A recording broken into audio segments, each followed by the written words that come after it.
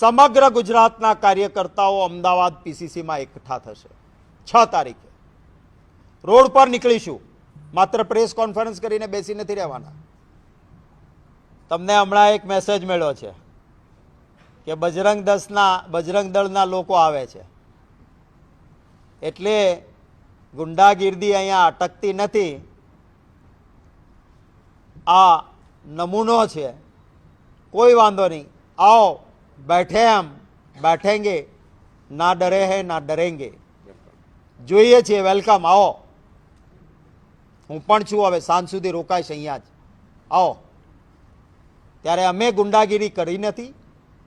ગાંધીજીની વિચારધારાને સંપૂર્ણ સ્વીકારીને અહિંસક રીતે પણ અડગ રીતે જરૂર પડે મક્કમતાથી જ્યાં જરૂર પડે ત્યાં લડીશું.